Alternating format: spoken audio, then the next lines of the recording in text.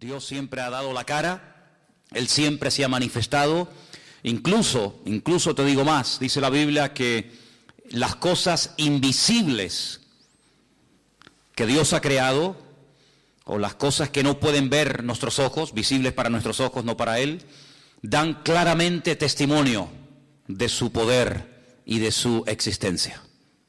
El hombre hasta el día de hoy se sigue sorprendiendo y quedando con la boca abierta ante la inmensidad del universo. Cada día descubren algo nuevo, una estrella, un planeta, un satélite, siempre están descubriendo algo nuevo las personas que se adentran en ese mundo infinito del cosmos, del universo, ¿no? Y a través de él podemos descubrir la grandeza, la magnitud de nuestro Dios. Dice la Biblia que los cielos cuentan la gloria de Dios y el firmamento anuncia la obra de sus manos. Y cada día emite al día siguiente y así sucesivamente un mensaje. Mensaje que el que lo quiera aprender y lo quiere oír, lo escuchará, lo verá y lo comprobará. Mensaje que permanecerá oculto ante los ojos, ante la actitud del hombre rebelde, del hombre orgulloso, de la persona que se niega y que se cierra totalmente a la posibilidad de que detrás de este mundo que vemos y vivimos hay un diseñador. Las cosas no se crearon así, de la nada, por un accidente, sino que detrás de todo lo que vemos, incluso de lo que no vemos, hay un creador, hay un hacedor, hay un Dios todopoderoso que con el poder de su palabra fue ordenando y poniendo cada cosa en su sitio, y cada cosa creada tiene un propósito y tiene una razón de ser. Y en esta tarde estamos aquí y hoy va a ser el último día que vamos a estudiar las famosas iglesias del Apocalipsis. Todo lo que el Señor le tenía que decir a su iglesia no lo dijo todo en los evangelios. Sabemos que Él estuvo viviendo en un pequeño país llamado Israel hace 2000 años. Recorrió ese pequeño país de punta a punta, de norte a sur y de este a oeste. Dijo muchas cosas, sin lugar a dudas. Hizo cosas extraordinarias que jamás nadie ha logrado, igualar o repetir. Pero sin embargo el Señor no dijo la última palabra a su pueblo en los evangelios, sino que en el libro del Apocalipsis encontramos lo último que el Señor quería decirle a su pueblo, es decir, a su iglesia. Hemos visto desde la iglesia de Éfeso, pasando por la iglesia de Pérgamo, de Tiatira, de Sardis, de Filadelfia, etcétera, cómo las iglesias de aquella época, del siglo I, pues no se encontraban todas en óptimas condiciones. Había congregaciones, como hemos visto en estos últimos días, estas últimas semanas, que estaban teniendo problemas con la doctrina, falsas doctrinas, algunas son mencionadas, otras no, se habían introducido dentro de la vida de las iglesias locales, y el Señor confronta a las iglesias y les dice: oye, esto no puede ser, ustedes tienen que creer la verdad os hará libres. No son las mentiras, no son las manipulaciones de la palabra, de la historia o de la ciencia las que tenemos que creer, sino es la verdad, y la verdad soy yo. Y por eso el Señor le hablaba a cada iglesia y la confrontaba, y a una iglesia le decía una cosa y a otra iglesia le decía otra, y vemos que nunca ha habido una iglesia perfecta en estos últimos 2000 años, así como tampoco hay cristianos perfectos, y así como tampoco hay pastores perfectos. La iglesia está en un proceso, en un crecimiento, ¿verdad? Y en el crecimiento a veces pues ocurren roces y discrepancias y choques, pero para todo, según la Biblia, hay remedio. Amén, hermanos. Para todo hay solución, incluso hasta para la misma muerte. Sé que por ahí hay gente que dice, todo tiene solución menos la muerte. Pues precisamente ese es el problema más fácil de solucionar, precisamente el tema de la muerte. Es más fácil solucionar el tema de la muerte que a veces enfrentarnos a los problemas de la vida. Y vemos en el libro del Apocalipsis que cada iglesia recibió el mensaje que tenía que recibir, ni más ni menos. Vimos algo muy interesante que tiene que ver con las obras. Es una palabra que aparece en 7 ocasiones diferentes. Yo conozco tus obras, yo conozco tus obras. Sí, lo que habéis hecho y por qué lo habéis hecho. Y lo que estáis haciendo, todas esas cosas, el Señor las conocía perfectamente. Y hemos llegado hoy al último mensaje. Sinceramente, si me preguntaran, de todas las iglesias, ¿cuál crees tú que era la peor? La que se encontraba en peor situación. Pues sin lugar a dudas la que vamos a estudiar hoy. Algunos dirán, pero el Señor dice que la iglesia de Sardis tenía nombre de que vivía, pero estaba muerta. Sí, es verdad. Pero también dice el mensaje del Señor a la iglesia de Sardis que había unas pocas personas, un pequeño remanente, no sabemos de cuántas, pero había un pequeño grupito de hermanos en la ciudad y en la iglesia de Sardis. Dice que no se habían dejado arrastrar ni contaminar por la corriente, por el espíritu que reinaba en la ciudad. Por lo tanto, aunque la iglesia estaba mal, realmente, había un pequeño grupo que todavía estaba ahí brillando. Sin embargo, la única iglesia de las 7 que no recibe ningún elogio, ninguna felicitación, ningún reconocimiento positivo, nada que mencionar, que sea digno de mencionar, es precisamente la iglesia de Laodicea. Y quiero llevarte a este último mensaje que se encuentra en Apocalipsis capítulo 3. Apocalipsis capítulo 3, desde el versículo 14 en adelante, vamos a leer el mensaje.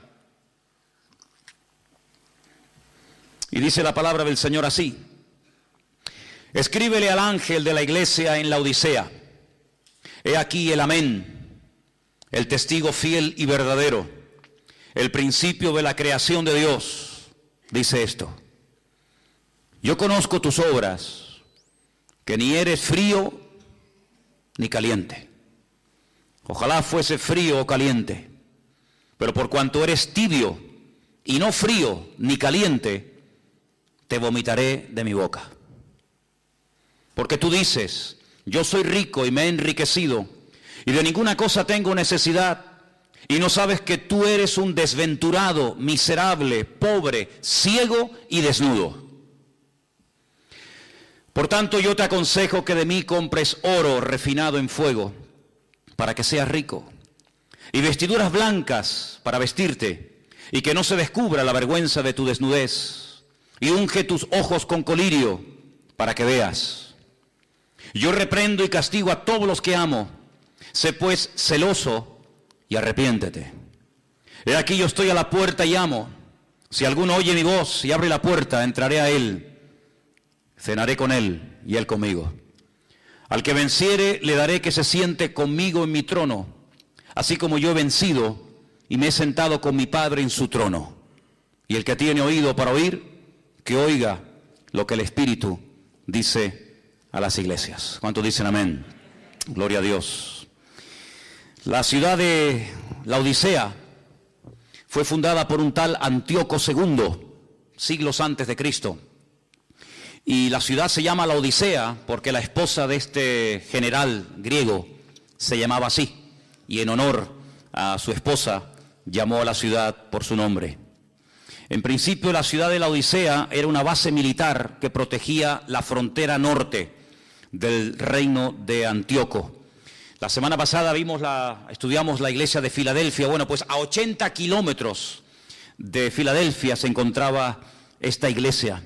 Llegó a ser una ciudad tremendamente rica y era muy conocida a nivel mundial por varias cosas. Primero, porque había una escuela de medicina famosa, porque habían descubierto unas gotas, que la Biblia las traduce como colirio, para la vista, y también porque habían descubierto varios, medicamentos o varios remedios para problemas del oído.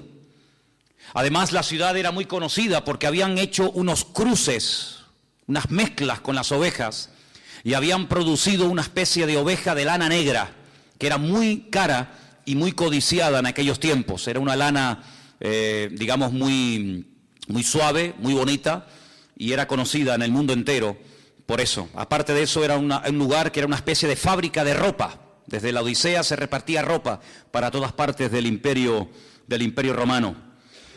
Curiosamente podemos saber, según los textos del Nuevo Testamento, quién fue el fundador y pastor durante algún tiempo de la iglesia de la Odisea.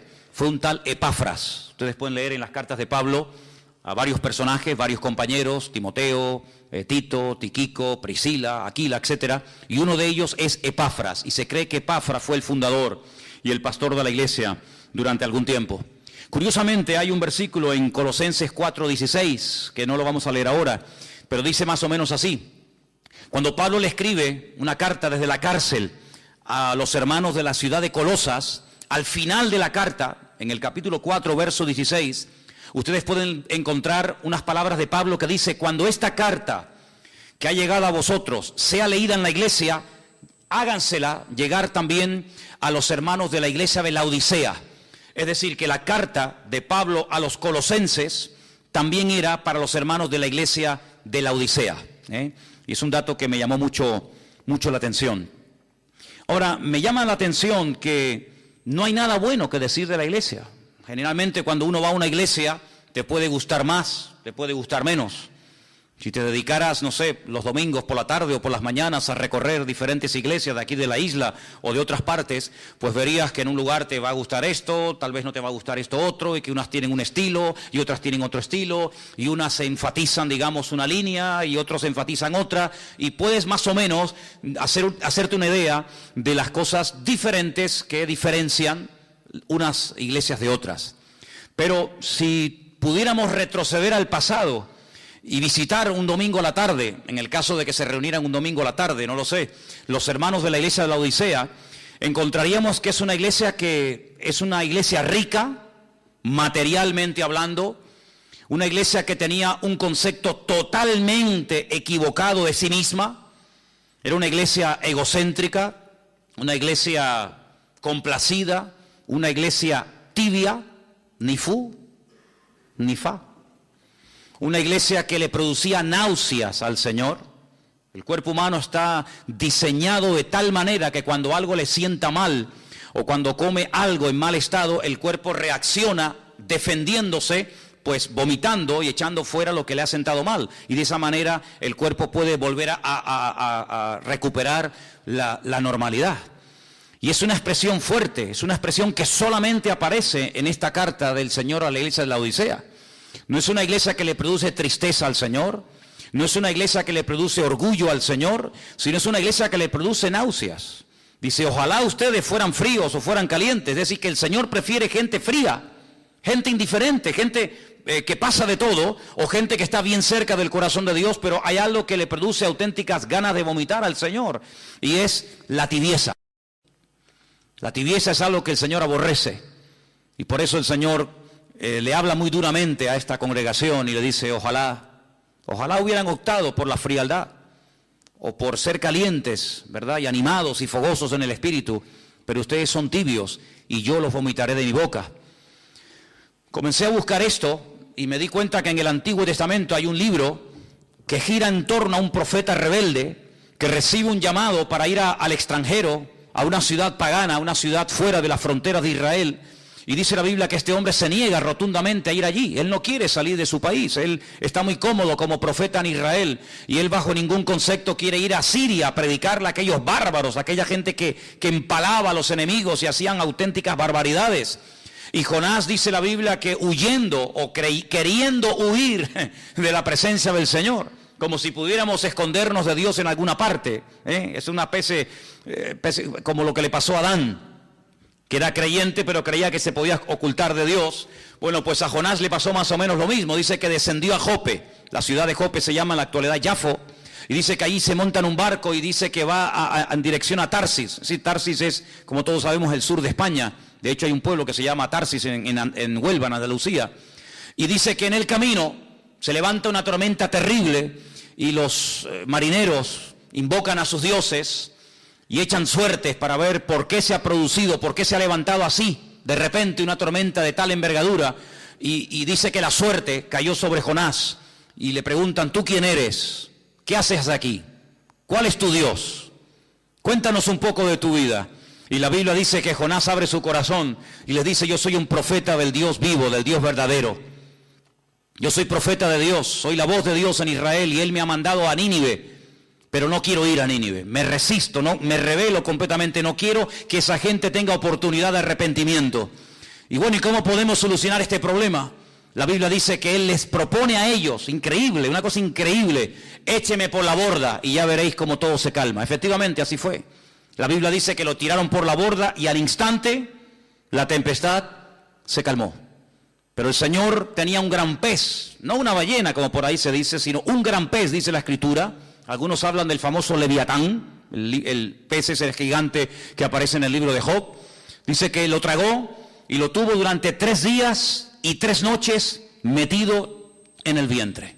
Y ahí estaba, y seguramente, si no hubiera cambiado de actitud y si no hubiera clamado al Señor, allí hubiera muerto. Y nadie se iba a enterar de qué murió y dónde murió y cuándo murió el profeta Jonás, más que aquellos marineros que lo tiraron por la borda. Pero es allí dentro de aquel enorme pez que él vuelve en sí, como si fuera el hijo pródigo, ¿verdad? De Lucas capítulo 15. Y dice que él se arrepiente y le pide perdón al Señor. Y le pide al Señor una segunda oportunidad. Y le dice, si me sacas de aquí, yo iré a predicar tu palabra. Y esa actitud de arrepentimiento, esa actitud de querer hacer las cosas bien, decentemente y con orden, conforme al diseño y al propósito de Dios para su vida, fue lo que hizo que el pez ya no pudiera retenerlo en sus entrañas. Es decir, mientras estaba en rebeldía, mientras estaba en desobediencia, allí estaba y no iba a salir jamás. Pero en el momento en el que hay el más mínimo cambio, en el momento en el que Jonás dice, yo quiero hacer la voluntad de Dios, aunque no la quieras en el fondo hacer, pero voy a hacerla, voy a cumplirla, voy a obedecerte, en ese momento el pez ya no lo pudo resistir y dice que lo vomitó y lo echó en tierra. Ya no era el lugar idóneo para el profeta Jonás. Mientras estaba en rebeldía, sí, pero una vez que él quiere hacer las cosas bien, el pez ya no puede resistir aquella actitud. Ahora vemos en el libro de Apocalipsis al Señor diciendo, toda aquella persona que sea tibia, la vomitaré de mi boca. Así como Jonás fue vomitado por aquel enorme pez, yo vomitaré de mi boca, yo arrancaré de mi cuerpo, sacaré de mí toda aquella persona que haya decidido en la vida ser tibio. Yo le preguntaba al Señor en este día y durante esta semana mientras preparaba este mensaje para compartir con ustedes hoy, Señor, si a lo largo de la historia, tanto en la Biblia como en otros momentos, vemos que ha habido iglesias que han sido atacadas despiadadamente por falsas doctrinas y enseñanzas, como hemos visto en alguna ocasión, y si hubo iglesias que fueron atacadas por la persecución o por falsas profecías o falsos apóstoles o pastores o maestros o evangelistas, Señor, ¿será posible que a lo largo de la historia los problemas que caracterizaron a las iglesias del Apocalipsis, puede ser que se vean esos problemas hoy en día? Por supuesto que sí, no les quepa la menor duda. Hay iglesias donde la falsa doctrina ha entrado y ha despedazado a la iglesia. Iglesias hermosas, iglesias bonitas, iglesias que iban en una buena trayectoria, se abrieron a un método, a un sistema, a una enseñanza tal vez muy novedosa, porque todo lo nuevo siempre tiene un factor de atracción, ¿verdad? Todo lo nuevo como que atrae a la gente, y vemos que el resultado ha sido un auténtico desastre. Así que hay iglesias que han sido atacadas por falsas doctrinas y por persecuciones, y falsas profecías y falsos ministerios, pero yo le preguntaba al Señor, pero Señor, ¿puede ser que hoy en día haya gente que se congregue en las iglesias y que sean tibios? Por supuesto que sí, hermanos, por supuesto que sí, pero déjenme que les diga algo. Los tibios, alguien decía por ahí que nunca fueron creyentes. Si fueron o no fueron creyentes, Dios lo sabe. Pero para perder algo en la vida, un día tuviste que tenerlo. Porque no se puede perder algo que tú nunca tuviste. Tú nunca podrás perder el coche si no tienes coche. Tú nunca podrás perder unas llaves si nunca tuviste esas llaves. Tú nunca podrás perder a un hijo si nunca has sido padre o madre. Lo que uno tiene en la vida, sea familiar, sea material o sea de la índole que sea, se puede perder siempre y cuando tú lo tuviste. Y analizando esta iglesia sin lugar a dudas tuvo que tener su tiempo de gloria. Esta iglesia tuvo que ser fundada, digamos, por Epafras o por Pablo o por Juan, me da igual. Pero esta iglesia tuvo que tener un tiempo en el que iba bien las cosas. En el que funcionaba los jóvenes, la escuela dominical, los cultos, etcétera. Pero si esta iglesia, como vamos a ver ahora, terminó perdiendo lo más hermoso que puede tener una congregación, que no es ni el equipo de sonido, ni el local en propiedad, sino que lo más hermoso que podemos tener como pueblo de Dios es la misma presencia del Señor. Si terminaron perdiendo la presencia del Señor es porque un día la tuvieron, porque si no, nunca podían haberla perdido. Si estaban tibios, quiere decir que un día estuvieron calientes. Porque de frío no se pasa a tibio, pero de caliente sí se puede pasar a tibio. Luego esta iglesia tuvo que tener un tiempo que todo iba bien. Pero la palabra del Señor nos dice que esta congregación cayó en un amor hacia el materialismo. Fíjense lo que la iglesia decía de sí misma. Vamos a leerlo. Apocalipsis capítulo 3, versículo 17. Los hermanos, los creyentes, los miembros, los que asistían a esta congregación, a esta comunidad cristiana, decían: somos ricos, nos hemos enriquecido, de ninguna cosa tenemos necesidad. Sin embargo, cuando el Señor le habla y la confronta, no coincide lo que el Señor le dice a ellos con lo que ellos pensaban de sí mismos. No coincide en nada. El Señor les dice: ustedes sois desventurados, miserables, pobres, ciegos y desnudos. No hay nada de coincidencia entre el concepto de la congregación y el concepto que el Señor tenía de la congregación. Luego hay un divorcio entre el concepto personal de la iglesia y el concepto, la opinión que el Señor tenía de dicha congregación. Una iglesia donde el Señor no era el centro. Una iglesia donde el ego de ellos, el amor a lo que tenían, era el centro. Y todo giraba en torno a lo que tenían, no en torno a lo que eran. Ahora, alguien puede preguntarse: ¿pero es malo tener prosperidad y abundancia y riqueza y que todo te vaya bien en la vida? En absoluto. Es más, con la Biblia en la mano te digo que la voluntad de Dios es que nos vaya bien en la vida. La Biblia nos enseña ya desde los tiempos de Josué, en el capítulo 1 de su libro, que nunca se aparten de tu boca este libro de la ley, sino que medites en él de noche y de día, para que todo lo que hagas te salga bien, dice la Biblia. Luego, la voluntad de Dios es que no vayas de mal en peor, ni de trancas a barrancas, sino que la voluntad de Dios es que vayas bien por la vida, bendecido, prosperado, contento, gozoso. Esa es la voluntad de Dios. Luego, el problema no está en ser bendecido, en ser prosperado o en que te vaya. No, el problema no está ahí. El problema es que cuando llegues a ese nivel de abundancia, de éxito, de bendición o de prosperidad, o ponle el adjetivo que quieras, se te suba a la cabeza y te atribuyas a ti en vez de atribuirle al Señor el éxito de tu vida. Si ustedes prestaron atención a la lectura de esta tarde, es tremendamente interesante. Yo quisiera volver a llevarles a el libro de Deuteronomio capítulo 8, que justamente fue la lectura que en esta tarde se leyó. Deuteronomio capítulo 8, el Señor sabía perfectamente que de haber pasado de la esclavitud, de la opresión más horrible y horrenda de la vida, lograron por fin salir de esa opresión de tierra de Egipto, de Mizraim, como se llama en la Biblia, una tierra de opresión, una tierra de aparentes oportunidades, pero que al final se terminó convirtiendo en un callejón sin salida. Lo dije en una ocasión, la palabra Egipto, Mizraim en la Biblia, empieza con la letra M y termina con la letra M en hebreo. Y hay dos M's, dos tipos de letra M en hebreo. Una que es abierta, que se escribe al principio o a la mitad de una palabra, y otra letra M, que tiene el mismo nombre, pero que se escribe al final y es totalmente cuadrada, no se puede entrar a ella, es totalmente cerrada. Y curiosamente el Señor llama a Egipto Mizraim, un país que aparentemente te ofrece todo a cambio de nada. Un país donde cuando en otros países hay miseria, trabajo, o no hay trabajo, y pobreza, y sequía, y muerte, y paro, en Egipto siempre hay de todo. No sé cómo se las arreglan. Y allí se fueron los hijos de Jacob, porque se les abrió la puerta, porque además José era el hombre más importante después de Faraón en Egipto. Pero al final aquella aparente puerta abierta se terminó convirtiendo en una ratonera, en un lugar donde los convirtieron en mano de obra, y de allí no podían salir, en un lugar de opresión y de estrechez y de amargura. Y durante casi 4 siglos estuvieron pasándolo mal. Y durante mucho tiempo estuvieron gimiendo y llorando y clamando al Señor con toda su alma y con todo su corazón: sácanos de aquí, que nos van a matar esta gente. Bueno, pues lograron salir, todos sabemos la historia, todos sabemos esto.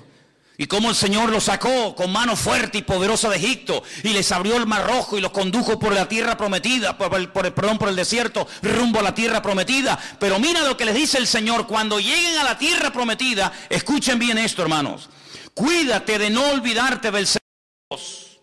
Deuteronomio 8:11, para que cumpla sus mandamientos, sus decretos, sus estatutos que yo te ordeno hoy. Ándate con ojo, amigo. No suceda que comas y te sacies y edifiques buenas casas en las que habites, y tus vacas y tus ovejas se aumenten, y tu plata y el oro se te multipliquen, y todo lo que tuvieres se aumente, y se enorgullezca tu corazón. Cuando uno está en un lugar bajo, encerrado, puede sentir claustrofobia y quiere salir de ahí. Pero cuando una persona sube muy alto, hay personas que padecen de vértigo. Y cuando una persona sufre de vértigos, pierde la cabeza y se puede matar. Y eso fue lo que le pasó a la iglesia de la Odisea, que creció y fue multiplicada tanto su riqueza material, que se le subió a la cabeza y terminaron perdiendo la poca o la mucha espiritualidad que un día lograron tener. ¿Por qué? Porque terminaron adorando más a lo que tenían que al Dios al cual tenían que honrar y servir. Y dice la Biblia en el versículo 15, el Señor que te hizo caminar por un desierto grande y espantoso, lleno de serpientes venenosas, de escorpiones y de sed donde no había agua, y Él te sacó agua de la roca del pedernal, que te sustentó con maná en el desierto, comida que tus padres no habían conocido, afligiéndote y probándote para la postre hacerte bien. Y ahora escucha: y digas en tu corazón, cuidado, ahí está el problema, no en la riqueza, no en lo material, sino en tu corazón. Y digas en tu corazón, mi poder y la fuerza de mi mano me han traído esta riqueza. Ahí no mencionan a Dios para nada, sino soy yo, mi fuerza, mi poder. Sino que acuérdate del Señor tu Dios, porque Él es el que te da el poder para hacer las riquezas, a fin de confirmar su pacto que juró a tus padres, como en este día. Mas si llegares a olvidarte del Señor tu Dios, y anduvieres en pos de dioses ajenos, y les sirvieres a ellos y te inclinares, yo lo afirmo hoy contra vosotros, que de cierto pereceréis. Como las naciones que el Señor destruirá delante de vosotros, así pereceréis, por cuanto no habéis atendido la voz del Señor vuestro Dios. Eso fue lo que le pasó a la iglesia de la Odisea. Ya también le pasó a Israel, pero ahora estamos hablando de la iglesia de la Odisea. Una iglesia que fue bendecida, una iglesia que fue prosperada, una iglesia que decía: nos hemos enriquecido, tenemos absolutamente de todo y no necesitamos de nada. Qué ceguera espiritual tan grande. Perdieron la sensibilidad, le dieron lugar al orgullo, al materialismo, y terminaron perdiendo, como dije hace un instante, el tesoro más grande que puede atesorar un creyente y una congregación, y es tener la bendita y preciosa presencia del Señor. Dice en el versículo 20: he aquí yo estoy a la puerta y llamo. No le está hablando el Señor a una secta peligrosa, destructiva. No está a la puerta de un templo pagano, sino le está hablando al pueblo de Dios, a su iglesia. Y le dice a la iglesia: estoy en la puerta y estoy llamando, y estoy llamando. Luego, si está llamando a la puerta es porque estaba cerrada. Todo esto es un lenguaje metafórico, ¿sí? Si estuviera abierta, si estuvieran abiertos, y bueno, Señor, estamos mal, pero estamos abiertos a cambios. Estamos tibios, estamos mal, no estamos como tenemos que estar, pero estamos abiertos a que tú, cuando quieras y donde quieras, nos sorprendas y te muevas y nos sacude y nos reprenda. Estamos abiertos, pero ni siquiera estaban abiertos a la posibilidad de cambiar, sino que tengo que tocar porque ya os habéis cerrado en banda. Y por eso dice el Señor: si alguno todavía allá adentro le queda algo, un mínimo de sensibilidad o de oído espiritual, y oye mi voz, pues que abra, y yo entraré a él y cenaré con él y él conmigo, y tendremos comunión. Es tremendo, ¿no? La situación de esta iglesia es que es terrible, hermanos. No por nada del mundo me gustaría ser pastor de esta iglesia. Sinceramente no sé, el hermano de esta congregación, el pastor de esta iglesia, ¿Cómo se tenía que sentir cuando recibe esta carta y tiene que leerla a la iglesia? Hermano, miren, a través de nuestro querido hermano Juan, el apóstol más cerca del Señor, hemos recibido este mensaje. Por favor, presten atención. Y cuando esto cayó en la iglesia, no sé cómo reaccionaron. No sé si cayeron todos llorando de rodillas al suelo, pidiendo perdón al Señor. La verdad es que no tengo ni idea lo que pasó con esa congregación.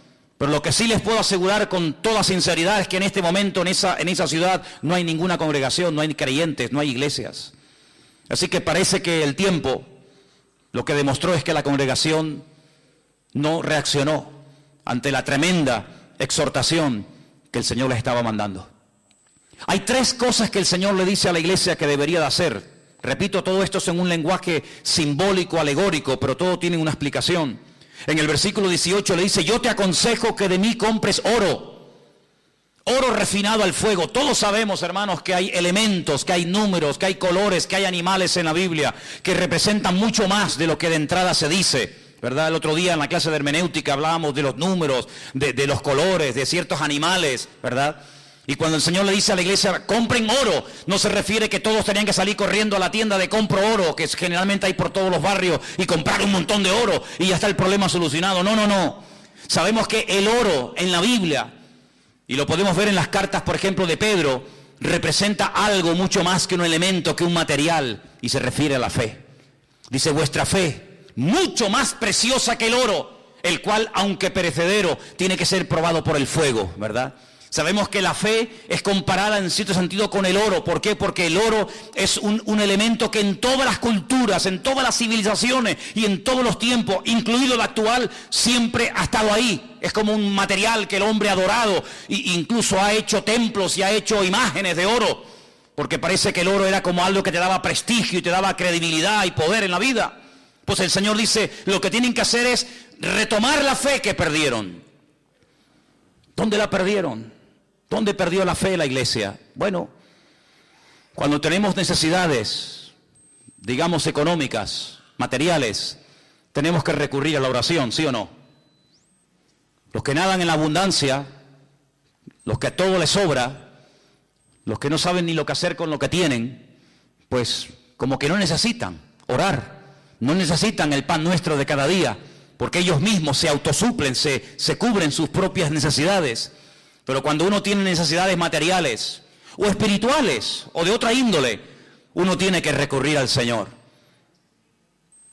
Es como cuando aquel hombre, dice la Biblia, que estaba en casa tranquilo en la noche, ya en cama con su familia, y de repente tocan a la puerta y viene un amigo a altas horas de la noche y él siente vergüenza porque no tiene nada que ofrecerle. Entonces tiene que correr a la casa del vecino y despertarlo y decirle: por favor, préstame algo de comida, porque acabo de recibir una visita y te soy sincero, no tengo nada que ponerle delante. Y esta parábola, esta historia, ¿qué nos enseña? Pues que va a haber momentos en la vida en los que te vas a dar cuenta de que te va a hacer falta algo más de lo que tienes. Y sobre todo lo que te va a hacer falta es fe.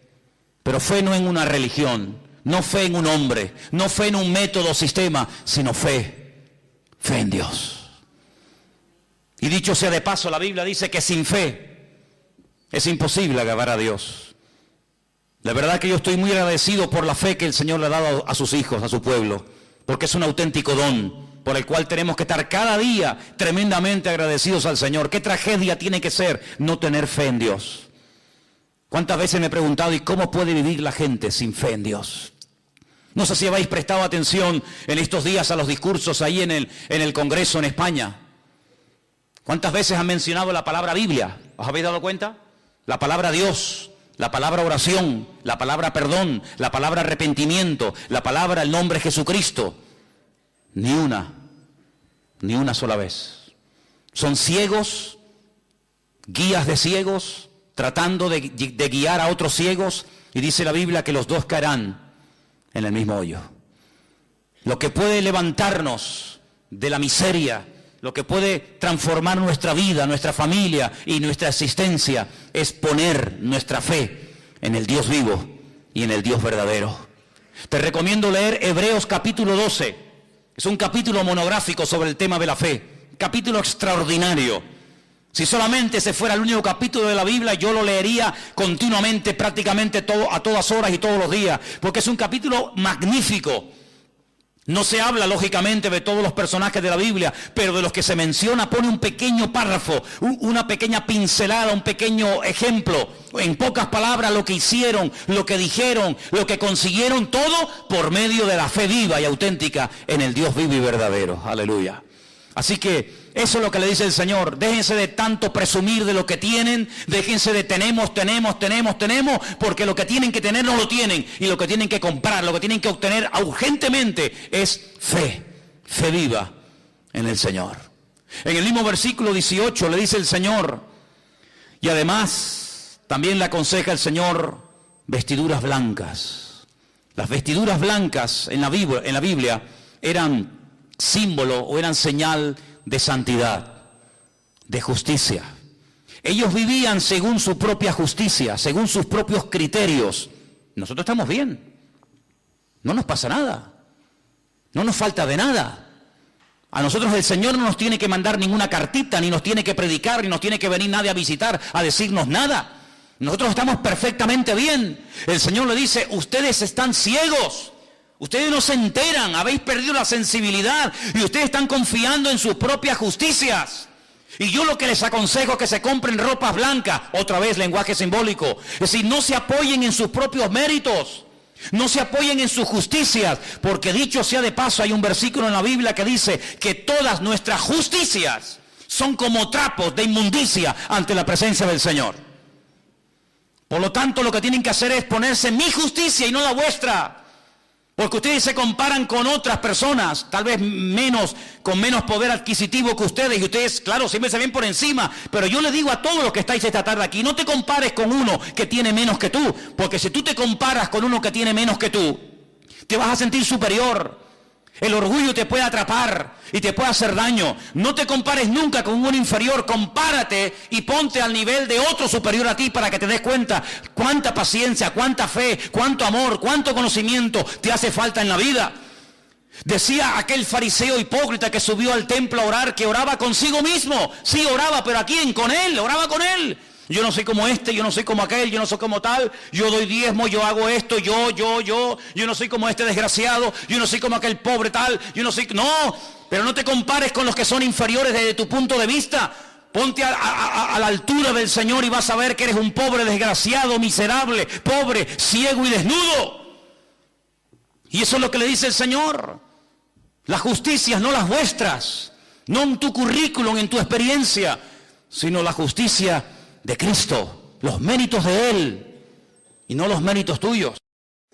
Y después le dice el Señor, como era una ciudad que producía gotas para los ojos, que producía colirio, digamos que en cierto sentido estos fueron los que inventaron las gotitas en los ojos, pues el Señor le habla en términos que ellos conocían y les dice, ya que en esa ciudad hay tanto colirio y habéis descubierto esas gotas que hacen tanto bien a la gente, compren colirio y échenselo en los ojos para que puedan ver la cruda realidad de que ustedes hace mucho tiempo han perdido mi presencia y no os habéis dado cuenta.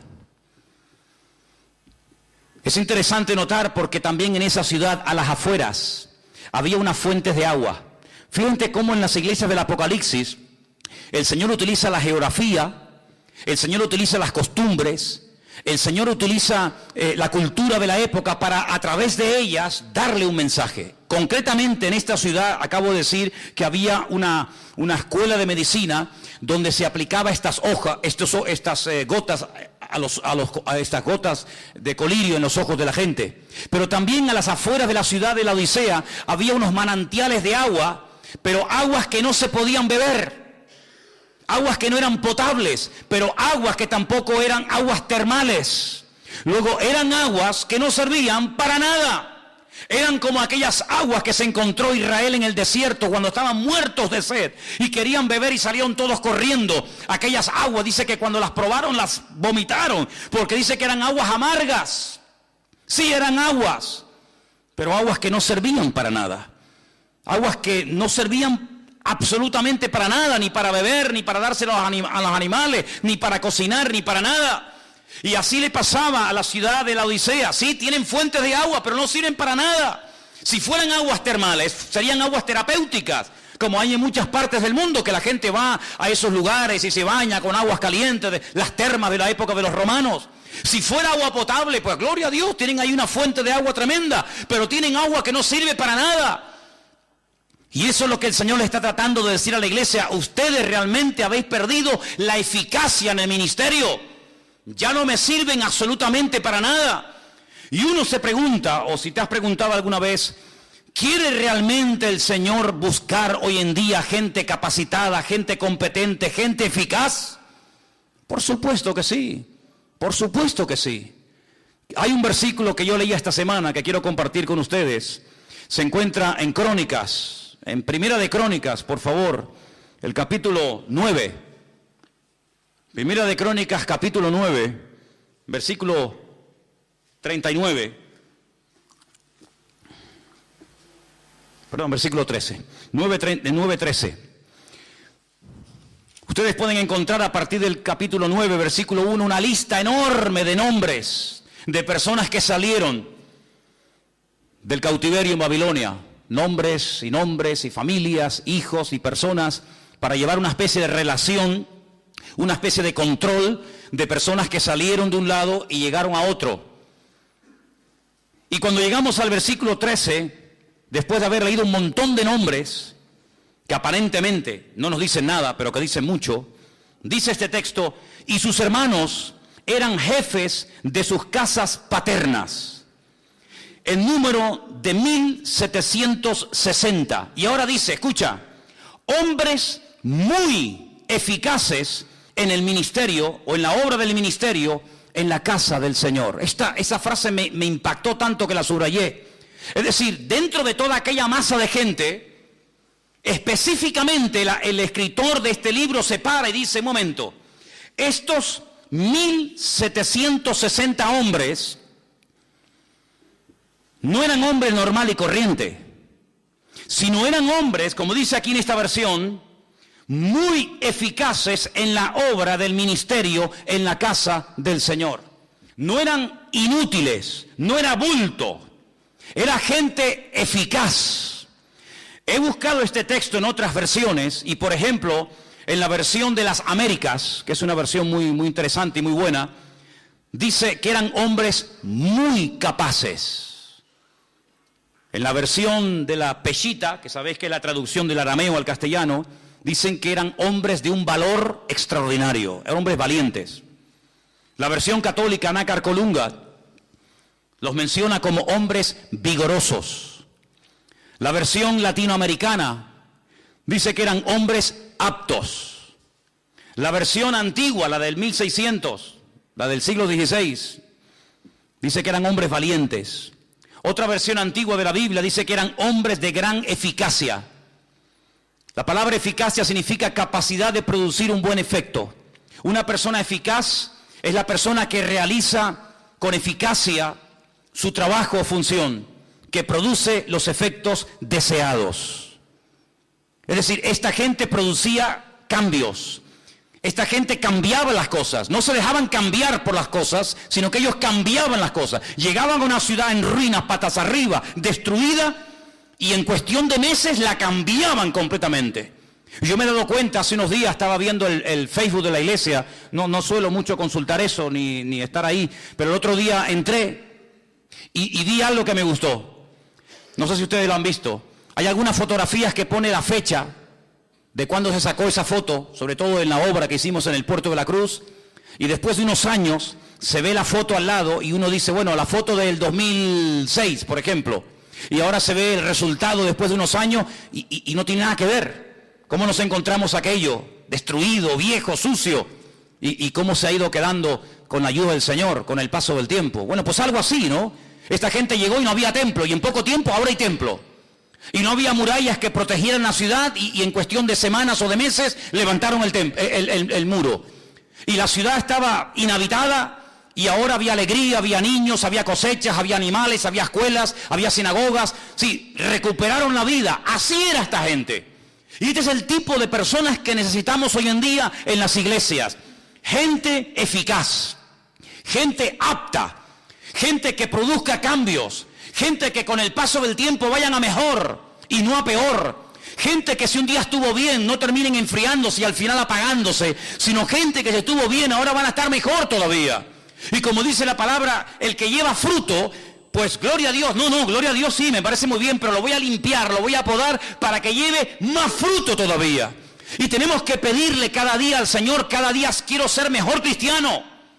Cada día quiero ser mejor cristiana, cada día quiero predicar mejor, cada día quiero conocer mejor al Señor, cada día quiero orar más, mejor, cada día quiero hacer las cosas bien, con ganas, y no apagándome, porque una persona que está tibia no sirve absolutamente para nada, porque si a él no le sirve, imagínate a qué puede servir.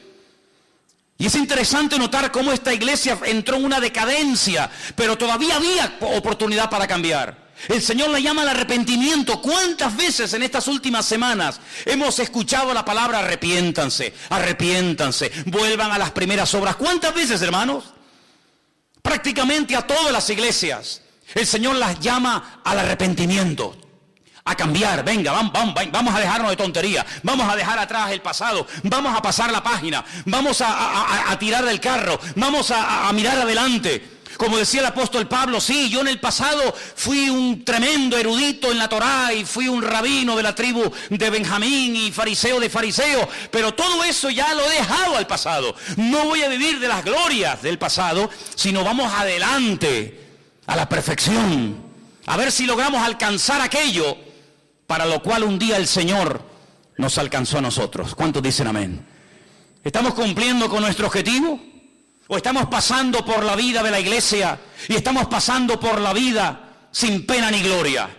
Estamos dejando marca, huella y estela como los barcos que cuando pasan por un lugar durante un tiempo se ve por aquí pasó un barco porque las hélices dejaron una estela, o cuando un avión pasa por el firmamento vemos que por ahí pasó un avión, aunque ya no está, pero se sabe que pasó por ahí.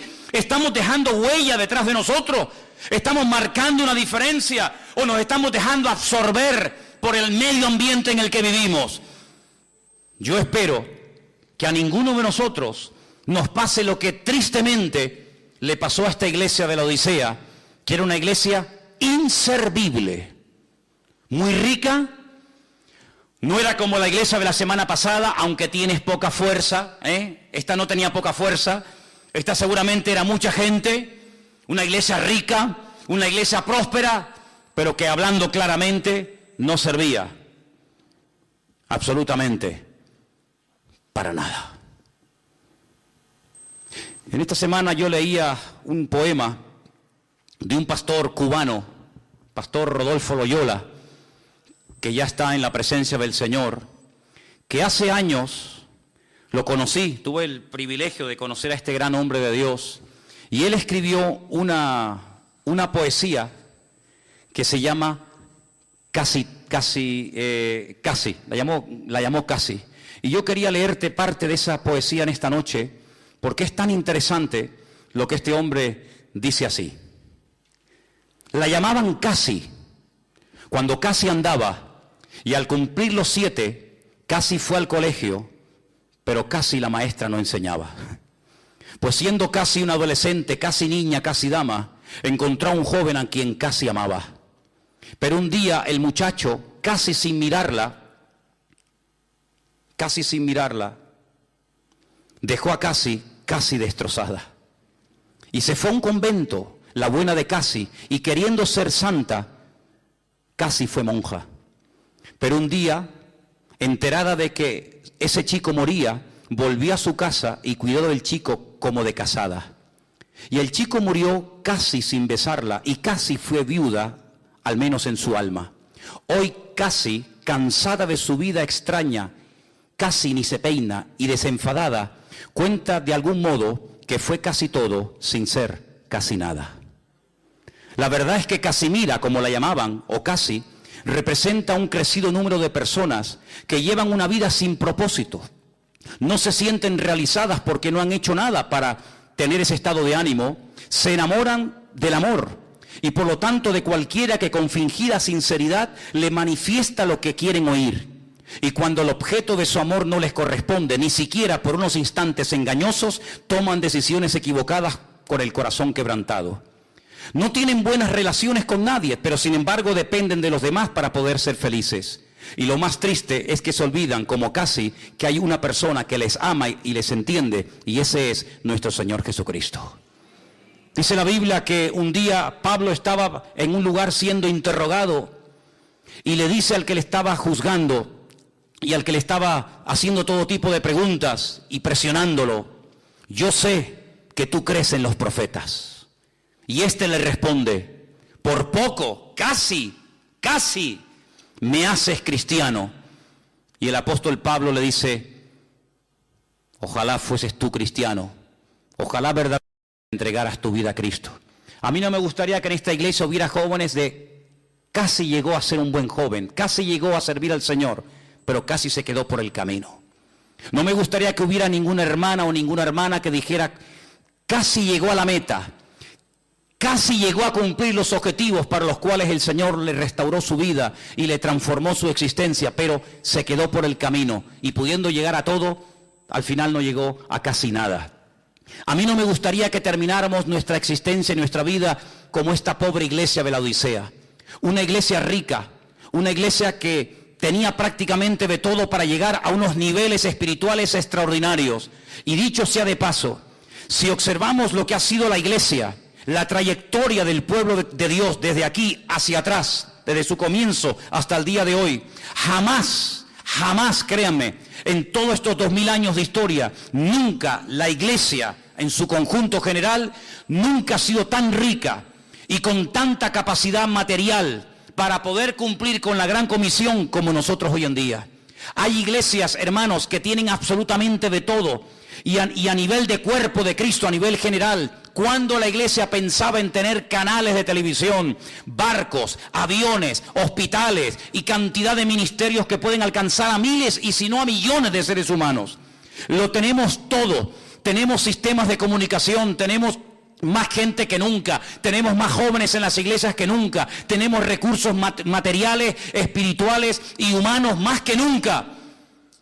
Pero yo no quiero que todo eso se convierta en un juguete para pasarlo bien un domingo a la tarde, o un sábado a la tarde, o un jueves a la tarde, sino que nos demos cuenta de que el Señor nos ha dado mucho, pero también dice la palabra, y tienes que tenerlo en cuenta, que al que mucho se le da, mucho también se le demandará.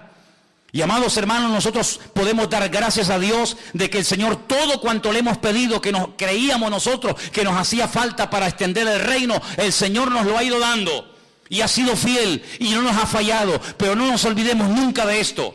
Si algún día crees que has llegado a un nivel, no te lo creas, porque ese día habrás cavado tu fosa. Y cuando creamos que ya hemos llegado a un nivel, es cuando no hemos llegado a ninguna parte.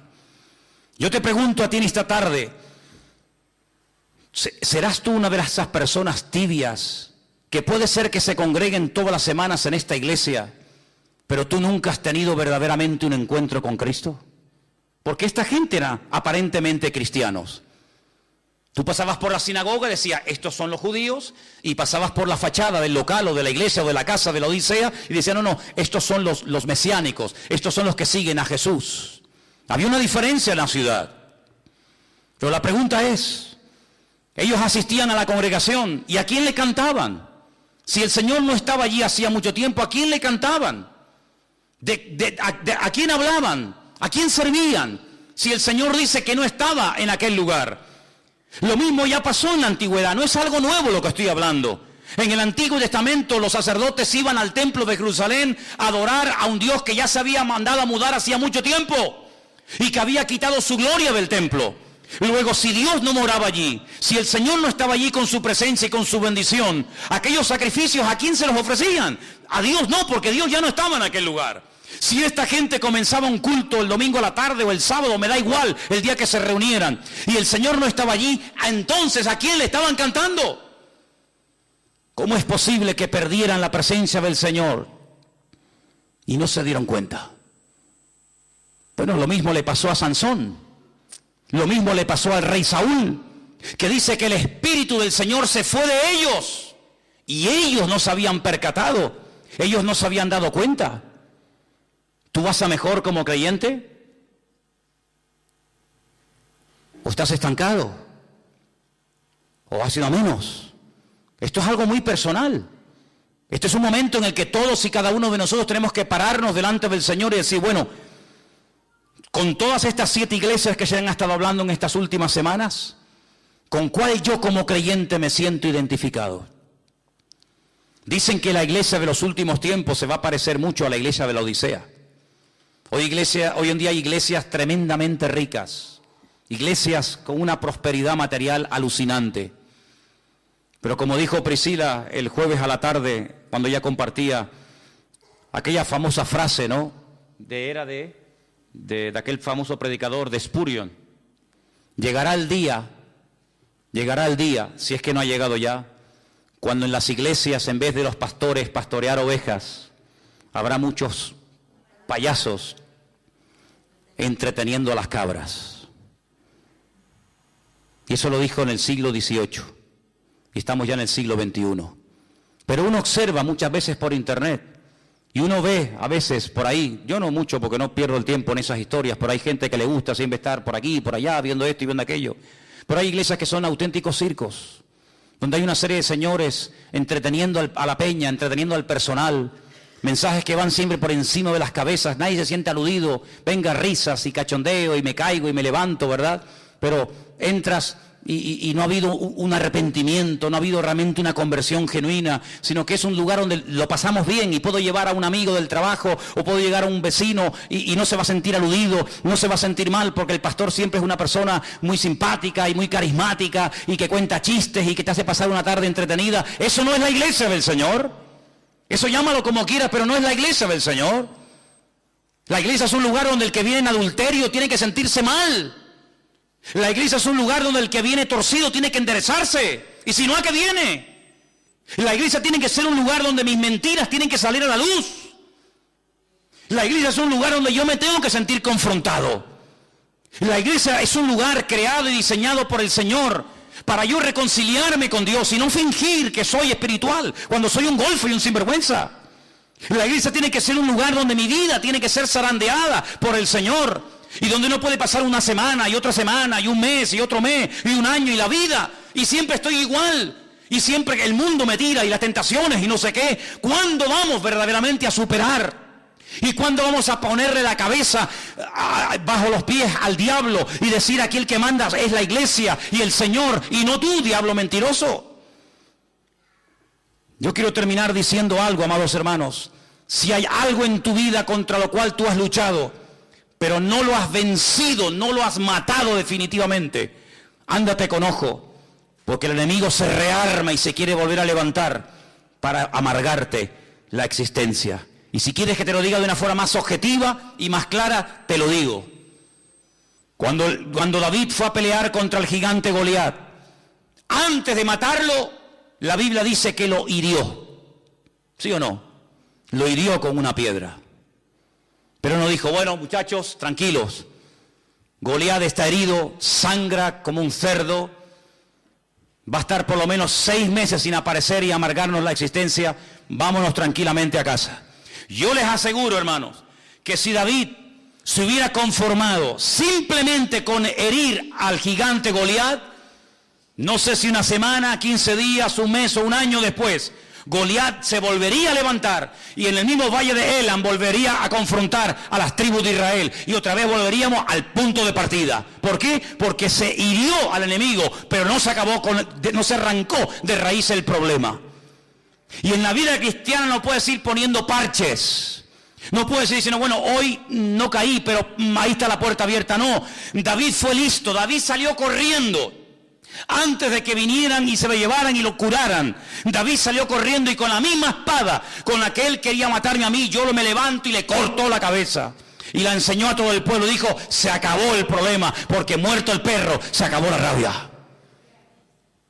No es suficiente con vencer una semana, 15 días o un año un problema. Al enemigo hay que derrotarlo 100%, no en tu fuerza, no con mi poder, no con mi sabiduría, no con mi experiencia, sino en el nombre de Jesús. Nunca más te vas a levantar, diablo, porque mayor es el que está conmigo que el que viene contra mí. Si tu problema fue el que sea, no tengas una puerta abierta. Renuncia completamente a esa historia. No estés coqueteando, no estés flirteando, no estés jugueteando alrededor del fuego, porque vas a terminar otra vez quemándote. Y eso fue lo que le pasó tristemente a esta iglesia de la Odisea, que seguro que empezó bien. Una buena congregación, atractiva, bonita, que funcionaba, que la gente venía, se convertía, se bautizaban, etcétera, etcétera, pero terminó fatal. Y mira tú por dónde, en el libro de Apocalipsis está la última, para que no nos olvidemos que si a esa gente le pasó aquello en el siglo I, cuánto más a nosotros, si bajamos la guardia y no cuidamos nuestra salvación con temor y con temblor. Vamos a orar en esta noche, cierra tus ojos ahí donde estás. Hoy es una noche especial además, porque hoy queremos